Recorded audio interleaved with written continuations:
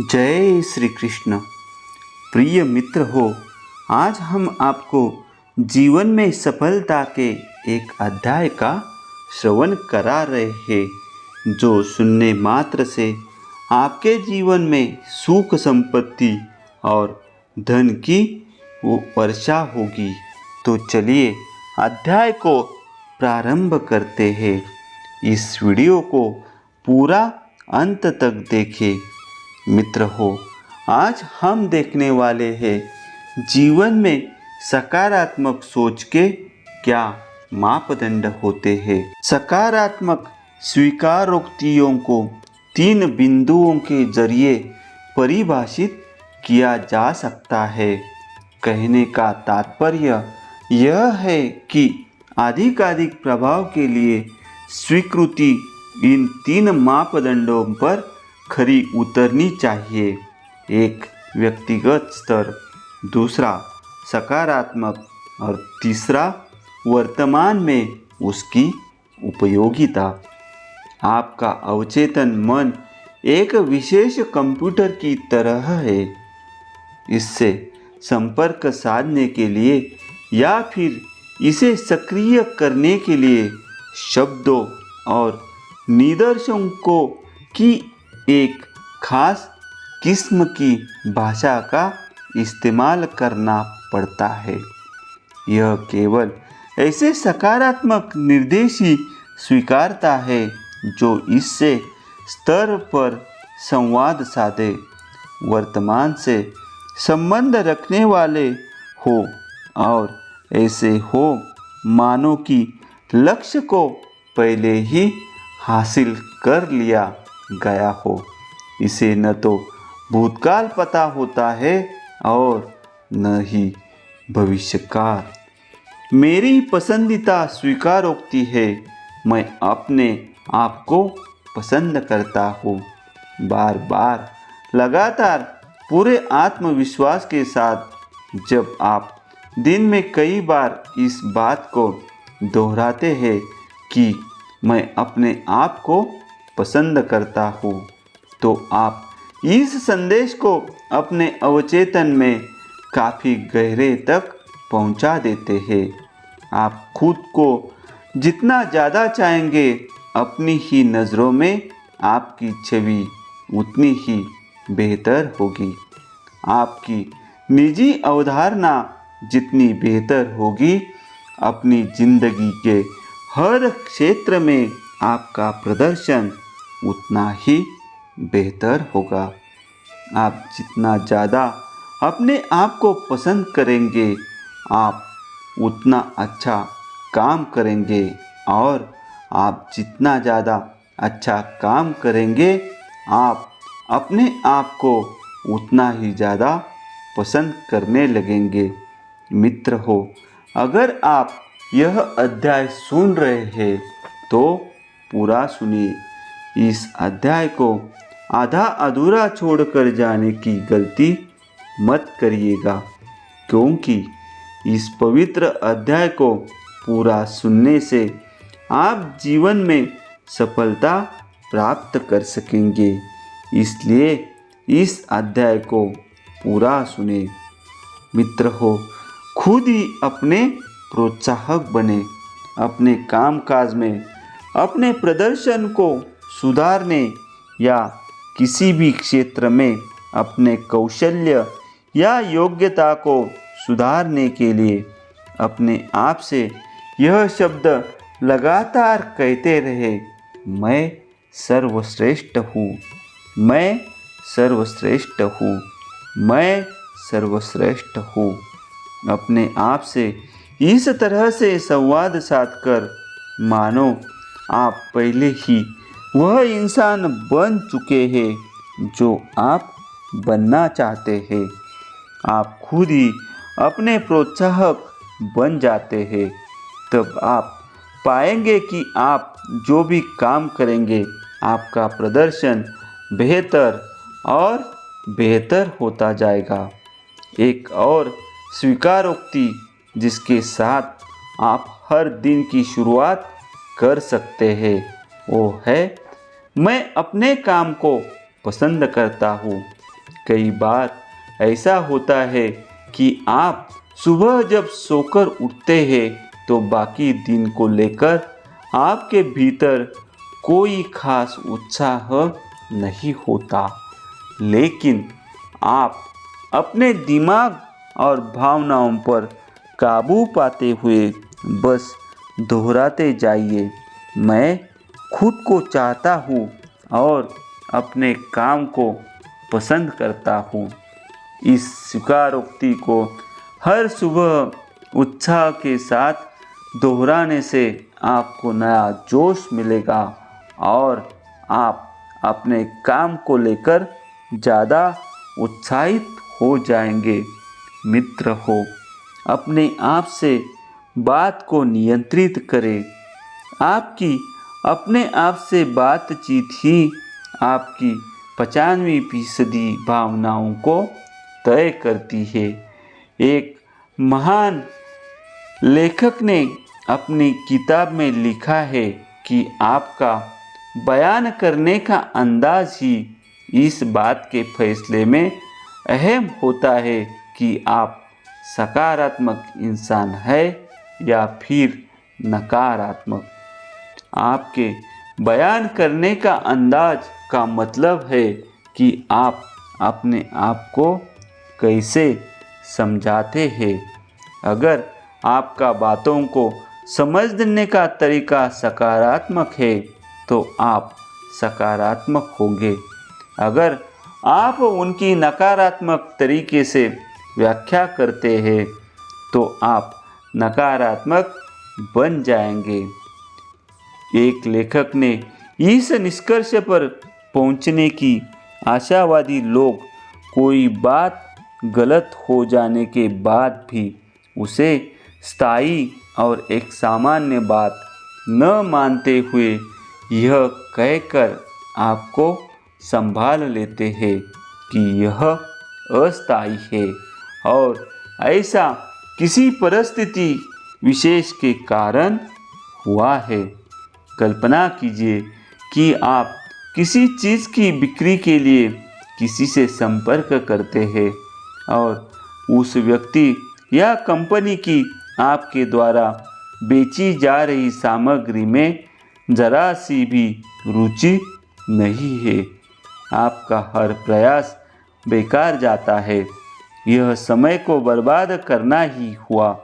अगर आप एक सकारात्मक इंसान हैं तो आप इसे कुछ इस तरह से कहेंगे, चलो जाने भी दो, ऐसा केवल इसी बार हुआ है, ऐसे में यह अस्थायी हो जाता है। आप यह भी कह सकते हैं, लगता है कि ग्राहक आज दिन अच्छा नहीं गुजरा है, यह इसे और स्पष्ट कर देता है। फिर आप कहते हैं, अगली कॉल पर मुझको कामयाबी जरूर मिलेगी। जब आप नाकामियों को इस तरह से अस्थायी करार दे देते हैं तो आप अपनी सोच को सकारात्मक बना देते हैं।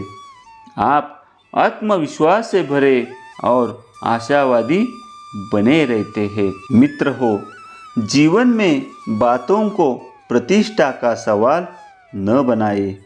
जब नकारात्मक लोगों को ऐसी समस्या, बाधा या परेशानी का सामना करना पड़ता है तो वे इसका अर्थ सकारात्मक और आत्मविश्वास से भरपूर लोगों से अलग तरीके से निकालते हैं। जब वे अस्थायी तौर पर भी नाकामयाब होते हैं, जो कि स्वाभाविक है, वे तत्काल अपनी किसी कमी को इसकी वजह मान लेते हैं।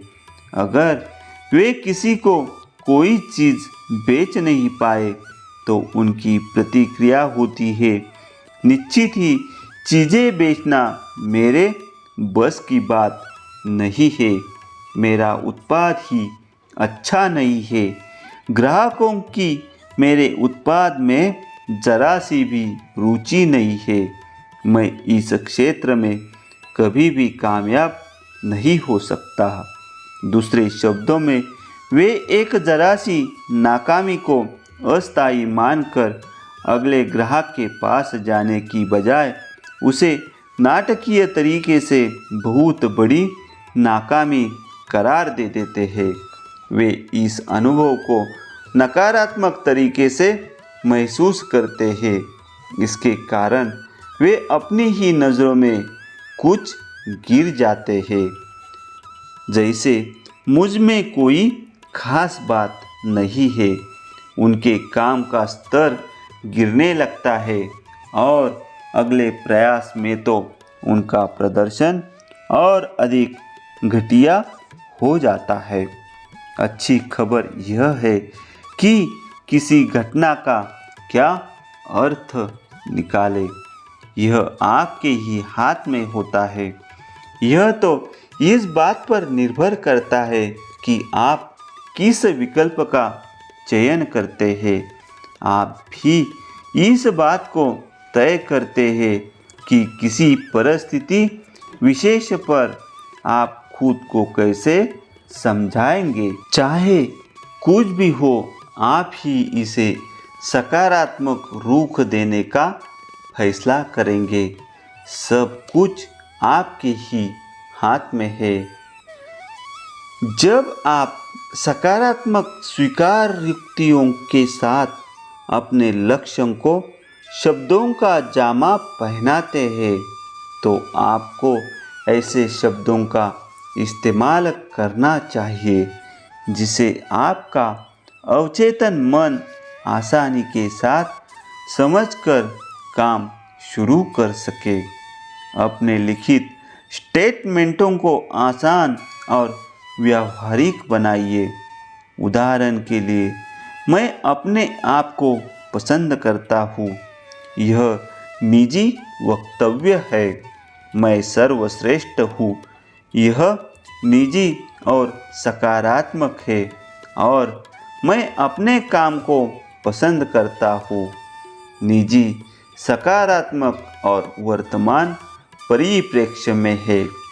ये इस किस्म की स्वीकारोक्तियाँ हैं जिनको आपका अवचेतन मन बिना एक पल की देरी किए हुए आदेश की तरह स्वीकार लेता है। उनका आपकी सोच के तरीके और अपने बारे में एहसास पर तत्काल प्रभाव पड़ता है। वे आपके आत्मगौरव और आत्मविश्वास में जबरदस्त इजाफा कर देते हैं।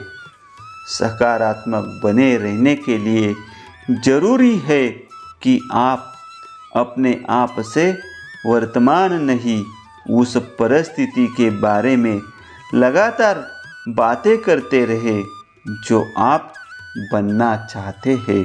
एक वैकल्पिक उपचार पद्धति के अनुसार प्रोग्रामिंग में आपके साथ हो रही बातों पर अपने आप से बात करने के आपके तरीके को अर्थ निकालने का तरीका कहा जाता है। आपका बातों का मतलब निकालने का तरीका आपकी सोच को बदलने में अहम भूमिका निभा सकता है।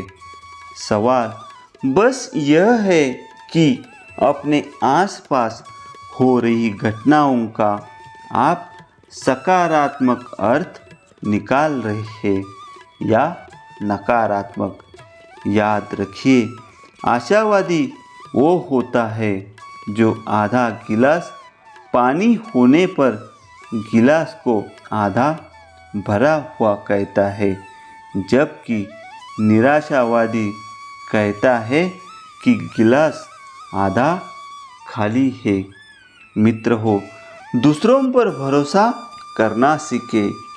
करोड़पति एक व्यक्ति ने 12 वर्ष की उम्र में शिकागो की सड़कों पर अखबार बेचने से काम की शुरुआत की थी। उन्होंने एक इंश्योरेंस कंपनी की स्थापना की और हाल ही में जब 100 वर्ष की उम्र में उनका निधन हुआ तो वे अपने पीछे 80 करोड़ डॉलर की संपत्ति छोड़ गए। वे हजारों लोगों के लिए प्रेरणा के स्रोत थे और दूसरों पर भरोसा करने की अपनी आदत के लिए जाने जाते थे। कुछ लोग इस तरह के होते हैं कि उनको हर दम यह लगता रहता है कि पूरी दुनिया ही उनके खिलाफ षड्यंत्र रचने में लगी हुई है। इसके विपरीत कुछ लोग क्लीमेंट की तरह होते हैं जो यह सोच रखते हैं कि दुनिया उनको कामयाब बनाने की भरसक कोशिश कर रही है। इस तरह का व्यक्ति हर बात को ऐसे ही लेता है मानो यह उसकी कामयाबी की योजना का ही कोई हिस्सा हो। उस आदमी की एक आदत थी कि जब कभी भी कोई मुसीबत आ खड़ी होती थी तो वे कहते थे यह अच्छा हुआ। उसके बाद वे उस बात के सकारात्मक पहलू को खोजने में जुट जाते थे और उन्हें हमेशा ही कुछ ना कुछ मिल जाया करता था, भले ही फिर वह कोई मूल्यवान सबक ही क्यों न हो। अगर आप समस्या की परिभाषा को बदलकर उसे परिस्थिति, एक चुनौती या एक मौका समझने लगेंगे तो समस्या को लेकर आपकी प्रतिक्रिया नकारात्मक या गुस्से वाली न होकर सकारात्मक और रचनात्मक होगी। अगर आप हर समस्या को तरक्की के मौके की तरह देखने लगे तो आपको हमेशा किसी भी समस्या से कोई मौका या लाभ उठाने का अवसर मिल ही जाएगा। एक बहुत बड़े आदमी ने कहा है, जब भगवान आपको कोई तोहफा देना चाहता है तो उसे एक समस्या में लपेटकर दे देता है। जितनी बड़ी समस्या आपके सामने होगी उतना ही बड़ा तोहफा आपको मिलेगा। किसी मूल्यवान सबक, विचार या अंतर्दृष्टि के तौर पर गिलास आधा भरा है या आधा खाली, ये तो आप पर ही निर्भर करता है। मित्र हो, जिंदगी में ऐसे ही मोटिवेट रहने के लिए चैनल को सब्सक्राइब कीजिए और कमेंट में लिखिए जय श्री कृष्ण।